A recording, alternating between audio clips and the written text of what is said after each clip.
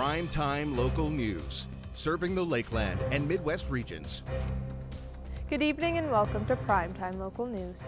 3 more people who tested positive for COVID-19 in Saskatchewan have died. One of those deaths was in the Northwest Zone in the 50 to 59 age group. There are 136 new cases, including 44 in our Northwest Zone. 4 new cases are in the immediate Lloydminster area, where we have 49 active cases. 1,600 cases are active province-wide, with 214 of those in the Northwest, the third highest number behind only Saskatoon and Regina. 184 people are in hospital, including 17 in the Northwest. Close to 4,100 people have received the first dose of the vaccine in our zone. Almost 50,000 people have been vaccinated province-wide. There is now a chance for women in the community to be recognized and nominated for International Women's Day coming up in March. This year, Startup Lloydminster plans to showcase all submissions in an art mural and will be donating the $5 from each submission towards the Lloydminster Interval Home Society. We go to Shelby Clark for more details. Joining us for Primetime Local News today is Rhiannon Greening with Startup Lloydminster. How are you? I'm good. How are you? I'm very good. So International Women's Day is coming up on March 8th. Can you expand on what this day is all about? So International Women's Day is a day basically to celebrate women's achievements, to kind of fundraise for your local women-focused organizations or charities. Basically, it's all about raising awareness about women equality, lobbying for accelerated gender parity. It's a day to just celebrate women kind of across the world. And how will this year's event take place during COVID especially? So everywhere, everyone can do their own events essentially. Like there's kind of some guidelines, like every year the organization has a different theme. This year it's Choose to Challenge is the theme. So the last couple of years here in Lloyd, Startup Lloydminster partnered with a couple of other organizations to do an in-person event, and which was great. We can't wait till we can do that once again. But of course, this year with COVID, we had to kind of rethink things. So we decided to kind of make it more than just the day of. We're going to do kind of the weeks leading up to the event is kind of what our campaign is focusing on. So what we are doing is we are trying to celebrate not just women in business, but women, the women in our community. And we are asking everybody out there and asking men and women this, who is a woman in your life that inspires you, and why does this person inspire you? So we are asking people to go to our website and make a submission. You can make it anonymous, you can put your name on it, and you can tell us who is this person in your life that really inspires you and makes you want to celebrate. So with this, every submission, we are donating $5 to the Lloydminster Interval Home Society. And we're going to take all of our submissions and we're going to create a mural on our front windows. So we're going to kind of print off, we have a few ideas of what we're going to do, but essentially with it being so cold and middle of winter still, we kind of wanted to add some color. So we're going to use this as a way to add some color and do a beautiful mural. So the more people that are submitting names, the more money that we are going to donate to the interval home, and the bigger and more beautiful our mural is going to be. And how exactly can residents submit and take part in this year's International Women's Day? So you can go straight to our website, startuployd.com/IWD for International Women's Day, and there's a form right on there that explains exactly what we're doing. And it's as easy as you fill out a couple different things and it's sent over, and we're going to send out, if you send an email address of the person that you're submitting, we are sending it to them saying, hey, congratulations, somebody submitted you, nominated you for this campaign. And just to let you know that someone's thinking about you, someone has been inspired by you. So we're letting them know that way.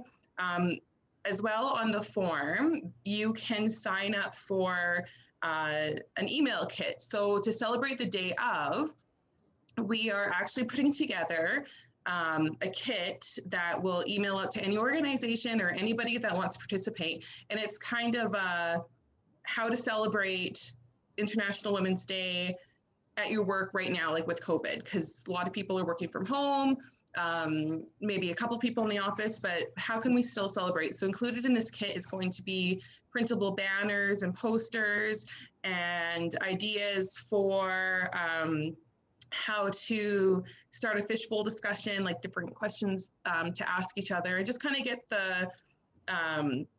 a talk going, get a discussion going at work. And we're going to let everybody know what other events are happening around here, because there's some of the organizations in Lloydminster are still putting on different types of events, whether it's virtual or however they're doing it. So we want to make sure that everybody knows what is available out there and what they can sign up for and participate in. And does Startup Lloydminster believe that there will still be a strong support this year from the community? Oh, absolutely. The submissions that we're getting in I almost had tears reading through some of them. They're amazing. It's an easy way to get involved. All you do is fill out a form, and that's $5 going towards Info Home, and it's just helps out, just raise awareness about women equality and all that. And I think that we've already had such great feedback so far, and we still have a few weeks to go. We're just putting together the kits, kind of finalizing that so we can send those out in the next couple of weeks. Also, the day of, we're hoping to do a few kind of random drop-offs we haven't decided yet if it's going to be like flowers to kind of some people, or cronuts, because we really like our cronuts at the office. But we want to kind of do something day of if we can. But the response is already huge. And I personally would like to challenge my friends and family to go out there and fill out the form and become involved. And is there anything else you'd like to add for residents to know about? So yeah, go to our website. Like I said, startuployd.com/IWD.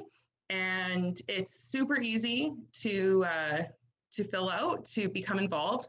Like I mentioned before, the worldwide theme is #ChoosToChallenge this year. So let's challenge each other to become involved and celebrate and make this a really great day. Even though we can't do it in person, let's do something big and colorful and fun for the community. Perfect. Well, thank you so much for joining me today, Rhiannon. No problem. Thank you. The COVID-19 pandemic has increased stress for many Albertans, and AHS is hosting online workshops to help residents better manage their stress. Jace Mackey has more. I'm pleased to be joined today on Primetime Local News with Colleen Purdon. She is a facilitator with AHS. Now, AHS is putting on some free virtual workshops for people to be able to manage their stress. First of all, Colleen, can you just tell me a little bit more about these workshops? So these seminars are designed to help people develop some skills around stress management, in addition to the ones we're already using, right? Because I think lots of us have been pulling out a lot of self-care skills. And so now we are looking at helping people develop some additional skills to help manage the stress of the pandemic, plus the other stressors that are out there at the moment. Now, you mentioned the pandemic, and I'm sure that this past year, with all the things that are going on with COVID, people have been more stressed. But is this time of year also a time of year when people just experience more stress? That's difficult to say. I think that's a really individual thing, just like how we all experience stress is different. While some people may have headaches and maybe some physical things, other people may have more loss of focus or emotional issues. So it's really an individualized thing. So that's difficult to say, but I think it's fair to say that lots of us are experiencing more stress due to the pandemic. What material is going to be covered during these seminars? What we're going to look at here is how to recognize the signs of stress, which are individual for each of us. We're going to talk about the stress response and why our body has such a thing. It's actually meant to be helpful. It's actually meant to help us survive, which is interesting, right? So how to recognize when we're stressed and then what we can do about it. Look at some of the things that we're already doing and maybe recommit to that. And then we're going to look at a couple of new breathing techniques that have an emotional focus, because our emotions come into play with this as well. And so, that might seem a bit simplistic when you think about breathing, but it actually has been shown to change the way our body responds to a stressful situation, has been shown to be as helpful as some of the other techniques that we can use. And then hopefully each person will come away from the workshop with an individualized stress management plan. So for Albertans who are looking at taking part, how are they able to find out more information? How are they able to access this seminar? So if they go to the AHS Help in Tough Times website, our workshops are advertised right at the top of the page there, and all of the dates are available. They're Zoom webinars, so we're hoping to see some Albertans at those times. Now, this seminar is actually taking place in two parts, part 1 and part 2. Do you have to go to both of them? We recommend that you take the first one as an introductory course, and then if you're interested in developing some of these techniques more, or learning about more applications of the techniques that were taught in part 1, part 2 is available for that, where we kind of get into a little bit of a deeper dive on some of those solutions. Why is it so important for HS to be able to help Albertans and give them the tools to be able to manage their stress? Well, we actually have been offering these before the pandemic, but they were in class. And so we have a number of facilitators throughout the province who are facilitating these sessions within their communities. So when the pandemic hit, we wanted to be able to provide something virtually so that any Albertan, no matter where they live, would have access to these workshops. So that it's important to maintain our mental health, just like we maintain our physical health. And if we're experiencing difficulty or really struggling, to reach out and to get help from either our family doctor or the AHS Help in Tough Times website, or the mental health helpline. All right, Colleen, thank you so much for taking some time to talk with me today. Now our Connor Chan will take a first look at your weather forecast.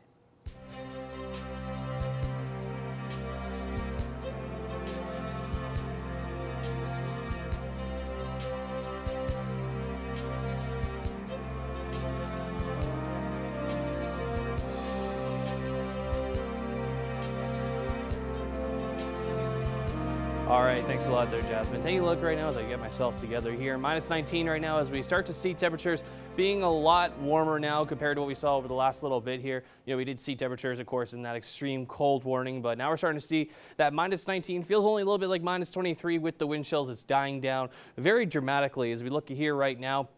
Minus 18 for Vermilion up in Cold Lake, as well as in Lac La Biche. Minus 17 for St. Paul, Bonnyville as well. Minus 14 out in Edmonton as we look ahead out east there. We still see some minus 20s in areas like Maidstone, North Battleford, and in Meadow Lake as well. We are going to see temperatures drastically change midweek later on this week, where we could see positive temperatures heading into early next week.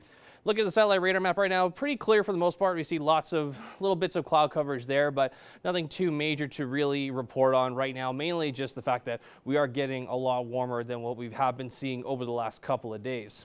Looking overnight, North Battleford, minus 21. That'll carry over from what they're at right now overnight, going into minus 17 to into tomorrow throughout the daytime high. So we're still going to see some colder temperatures there. Minus 27 in Cold Lake, going into minus 14 tomorrow for the daytime high. So they're going to get a little warmer, gradually getting warmer over slowly but surely. And then for us here in Lloydminster, minus 23 overnight tonight, going into minus 15 tomorrow for the daytime high. Now, as we look ahead here into the next 3 days, minus 14 there on Thursday with minus 23 as the daytime low there. Looking ahead into Friday, we could see some flurries there, and we could see a low there of minus 16 to start there, but minus 6 for the daytime high. And like I said, possibly on the weekend, we could see some temperatures getting into those positives, but we'll show that in the 7-day forecast a little bit later on in the show. But we're going to take a quick commercial break. We'll be right back with more primetime local news.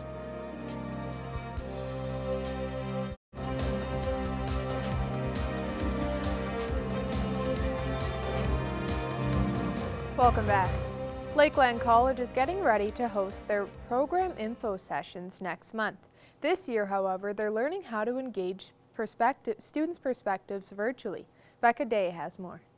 I'm here with Kaylee Schmidt, Enrollment and Recruitment Supervisor, to learn more about Lakeland College's upcoming program info sessions. Thanks so much for joining us today. Thanks for having me. So to start, do you mind explaining what info sessions are and who they're for? Yeah, so basically, of course, this year our program information sessions will be virtual. And it's kind of, I call it basically like a sneak peek into the program. So students can learn more about the program itself. They can chat with current students, instructors, academic advisors, and support services that we offer at Lakeland, like counseling, different learning techniques, time management, and then hear from people who live in our residence and also learn more about our wrestlers' athletics. Perfect. So you touched on this already, but the info sessions will be virtual this year.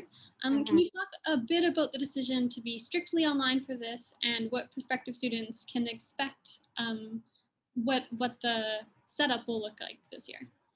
Right. Well, moving them on virtual this year, of course, was to protect our current students who are coming on campus. And our campuses are currently closed to the public right now. So virtually, they will be Thursday, March 11th for Lloydminster campus programs, which will be like our energy, our business, our health and wellness, and our university transfer programs. And then Friday, March 12th for our Vermilion campus programs, such as agricultural sciences, environmental sciences, trades and technology, human services, and interior design. So they will be various sessions throughout the day where students can join in, hear from their advisors, hear from current students, chat with them, ask them if they have any questions. There likely will be some virtual tours going on in October for our open house event. We had students virtually take us around our student managed farm. And so yeah, just a bunch of fun, engaging activities. Perfect. Do students have the option at all of having one-on-one sessions, or is this like a group session? They will be group sessions based. And then in the group sessions too, I'm sure lots of people will hand out their contact information if they have any other questions or if they don't want to ask their questions in a group setting. Awesome. And is the program info sessions, is it only about learning about like the specific program they want to join, or is there information about financial assistance and more information about the campus itself? Are those also provided? Yeah, that's a good question. So there will be sessions specifically for the program that you're interested in, and anybody can attend. So it doesn't matter if you are a prospective student, if you've applied to Lakeland, if you've been accepted, your families can attend.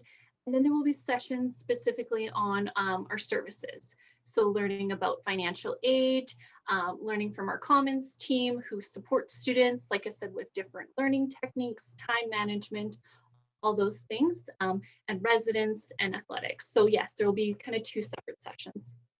Are prospective students asked to RSVP in advance? Yes, so it is a free event, of course, but you can RSVP, and then we'll send you all the details ahead of time. So the RSVP link is lakelandcollege.ca/info sessions. Is there anything you'd like to add while we have you here today? No, we just look forward to welcoming prospective students and their families virtually to Lakeland, and we can't wait to see them in September. Awesome. Well, thank you so much for taking the time today, Kaylee. I appreciate it. Yes, thank you.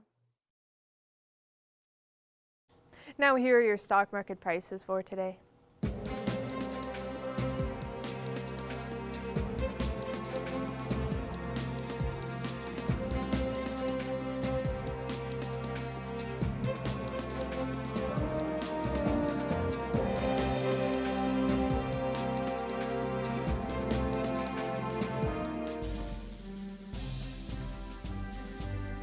Today's oil prices are brought to you by First General Services.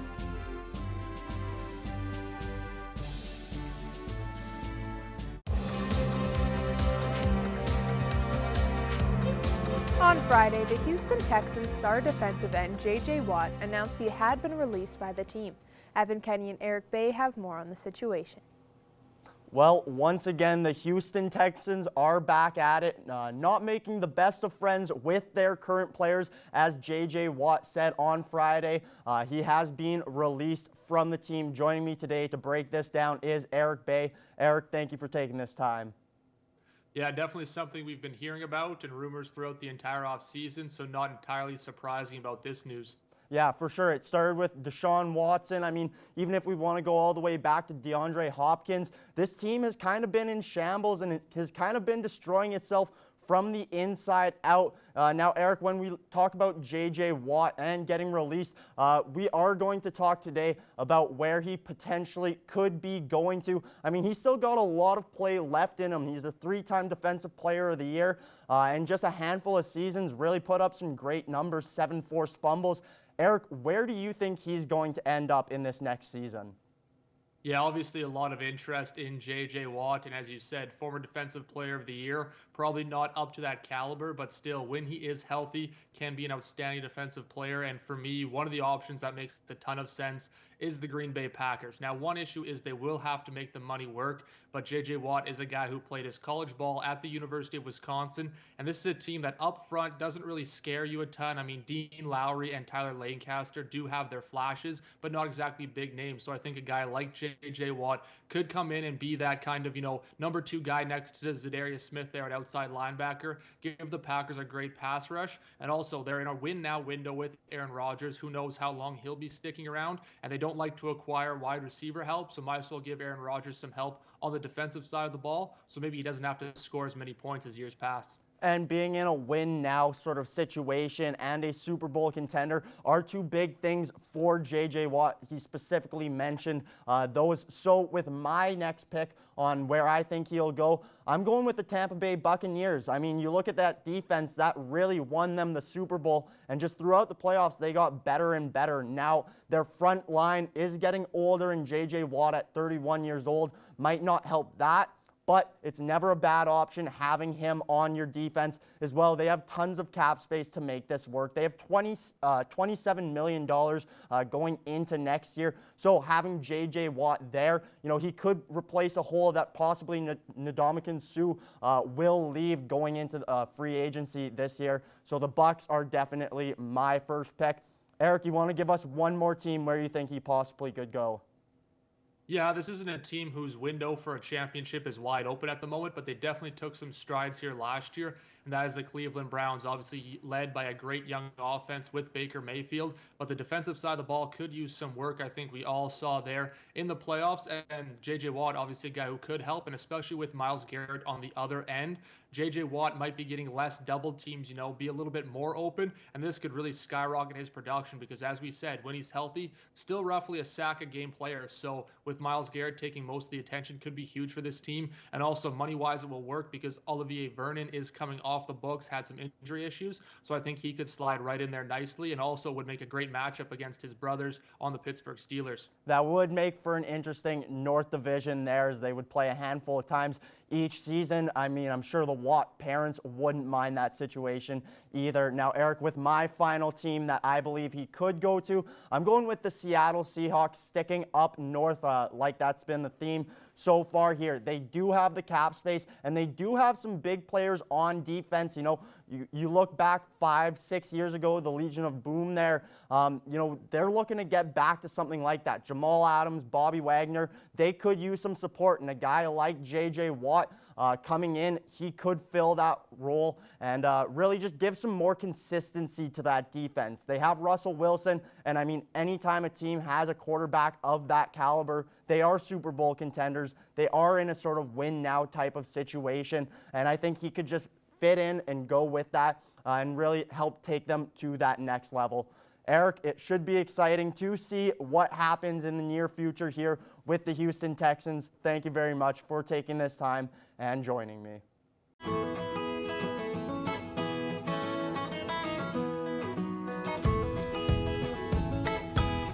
Hello everybody, we're back for Pet Project this week. I'm joined once again with Becca Lawrence from the Lloydminster and District SPCA. How are you doing today, Becca? I'm doing really good. How are you? I'm doing great. And who do we got here? Who's this little guy? This little guy here is Petey.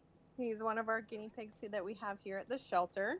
and he's currently up for adoption. So he's ready to find his new forever home. Beautiful. And how is he personality-wise? I know guinea pigs are usually, you know, pretty chill animals. They like to run around their cages a little bit, but for the most part seem to be, you know, they're fairly laid-back animals. Is that safe to assume? Yeah, he's pretty good. You know, initially he's a little bit shy at first, and it took us a minute to kind of try and catch him in the cage to do him for Pet Project today. So I have him wrapped up in a blanket just so he kind of feels a little bit safer. But he's used to kind of a more of a quieter surrounding. So here at the shelter, it's a little bit more scary for him. Mm-hmm. But, I mean, he does look comfortable being swaddled there like a baby, so that's nice. Yeah, it's good for both of us. Yeah. So I'm assuming he probably would do best in a house maybe without any other animals, you know. Is that safe to assume? He was kind of surrounded by a few different animals in his previous home, so he's good that way. So I think it's just, you know, I think just the chaos of the shelter has him a little bit worried. But if you have other animals at home that are good with him, I think he'd be fine. Beautiful. Well, there you go. If you want to, you know, bring Petey home and help get him out of his shell, that would be wonderful.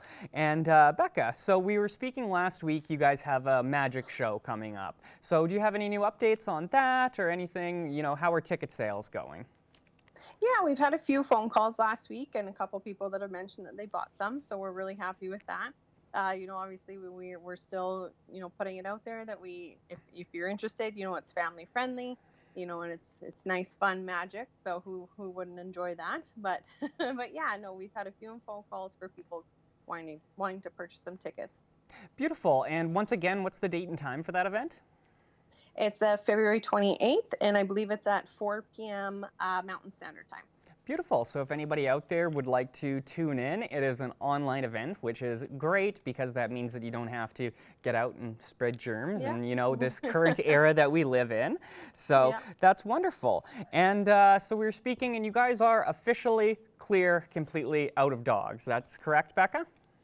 Yeah, like we have one guy hanging out in the back on a stray hold still, but other than that, we have no dogs in the shelter. Beautiful. Well, you know, that's always great news. I know people at home might think, well, if I want a dog, where do I get one? But, you know, it's a really good thing when there's no dogs out there in the city who are, you know, looking for their homes. So that's wonderful to hear. But you guys do have quite a few cats in there, am I to understand, yes? Yeah, like we did a transfer out last week, so to ARCS in Edmonton. So they helped us out a lot by taking some of our longer time residents. And then actually this weekend we had quite a few cats come in from our waiting list and a couple extras that had babies along the way. So we are building up our kitten population here again, but we're going to get them out into foster homes. So we'll probably be hitting up our fosters here soon too to foster some more kittens for us. Beautiful. Well, there you go. If anybody out there in the border city is looking for a cat, you know, if you want to give one a forever home, or if you just want to foster, you know, like Becca said, fosters help out so much because, you know, when those numbers get high like we have right now, you know, we don't want to have to turn away any cats. So, you know, definitely anything that people in the community can do to help out is greatly appreciated. Becca, how about, you know, well, we got the guinea pig out. Is there any other specialty animals that you guys have right now? Currently, we just have 2 rabbits hanging out over at Pet Value Lloydminster. So they have actually been in our care since, I think, September. So they've been waiting a long time for their forever home. Beautiful. Well, there you go, guys. If you want a guinea pig or you want a rabbit or you want a cat, the SPCA has you covered. One last thing before we go, Becca, is there any physical item donations that you guys need right now? Money is always great, but, you know, there's supplies are wonderful, too. I know, you know, if you got a large supply of cats, are you guys running low on cat food or anything like that? You know, we're doing pretty good on cat food and, you know, maybe some kitten food. Like I said, we got some mamas and kittens coming in here, so they're going to be on kitten food. But other than that, you know, like I said, kind of every other week, you know, laundry detergent, garbage bags are also another big one. But yeah, other than that, we're doing pretty good. Beautiful. All right. Well, that's all the time we have for today, Becca. But I want to thank you and I want to thank Petey for coming on the show today. Yeah. And everybody out there, once again, you know, if you want to get tickets to the Magic Show, certainly do that. If you would like to foster a cat, get in touch with the SPCA. And yeah, everybody, let's just do what we can. Perfect. Beautiful. Have a great week. Thank you. Yeah, you too. Manage your waste and recyclables with Quick Pick Waste Disposal. 100% locally owned and proud to serve and support the communities we call home. Quick Pick, the convenient solution to avoid pollution.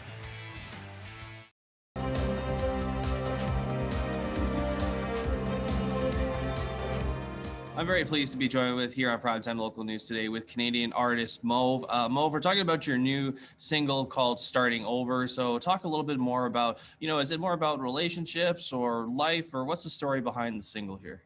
Yeah, so Starting Over is one of my first songs that I released that is really a more sadder, emotional song that I've released. A lot of my other ones are very positive and upbeat.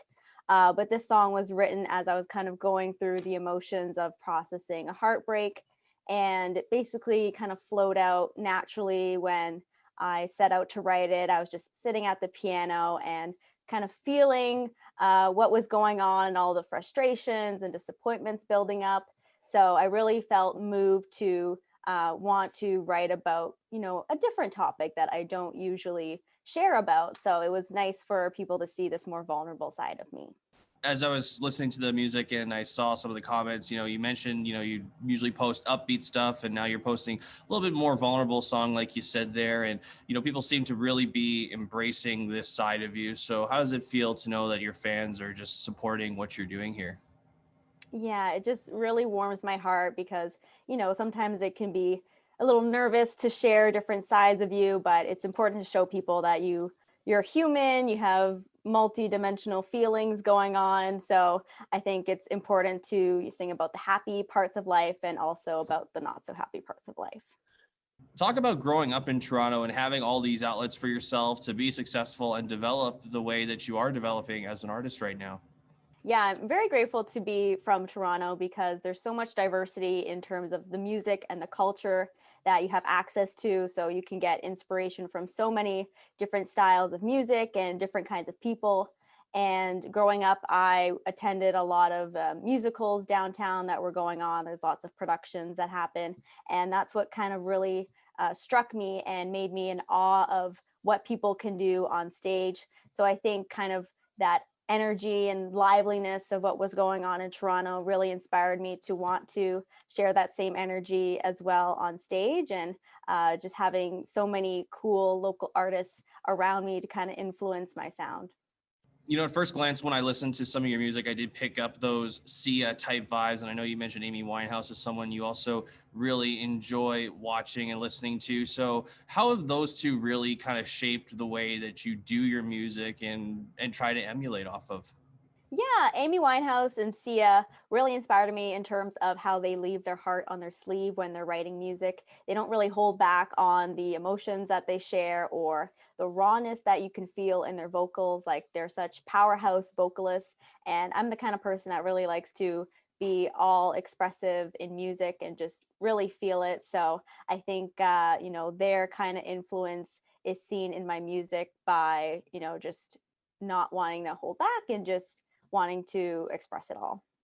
When you're getting all this attention and all this recognition, what does it mean to you personally? Yeah, it means the world to me because when I'm writing this song, these are like very personal songs to me. I kind of just write them for myself if I'm going through something, just wanting to get it out there. And then just the timely process of going out to record it, working with the producer, getting the music video done, figuring out all the graphics and such. And then when it's finally out and knowing that people are receiving it just makes it all worthwhile because, it's months and months that kind of goes on behind the scenes of preparing for the song release. So when I see people like connecting with the lyrics and saying they saved it on Spotify, it is just so nice to see and is such a great reward to have. And lastly, if people want to go check out your new single or any of your music, where can they go do so? Yes, so I have all of my music on Spotify and iTunes, and also on YouTube. I have other music videos from my previous singles on there. And on social media, my Instagram is mauve.music and Facebook as well. So yeah, I'd be really appreciative if people want to go check it out. Well, Mauve, I really appreciate your time, and thank you so much for joining us today. Thank you so much for having me. I really appreciate it. All right, taking one last look here at your weather forecast. We are starting to gradually get warmer as the days go on here. Minus 15 into Wednesday tomorrow, minus 14 on Thursday. We're still going to have those cold mornings, but that should kind of be it for the next little bit here as we look into Friday. Possibly some snow here, low of minus 16 and a high of minus 5 throughout the day. And then as we get into the weekend, very nice temperatures, clear skies there for Saturday, minus 1, plus 4 degrees there for Sunday with a low there of minus 7, 1 degree there on Monday with clear sunny skies, and a high of minus 2 there on Tuesday as we're kind of starting to get back kind of somewhat around our normal daytime averages. Thank you for joining us on Primetime Local News. Have a great night.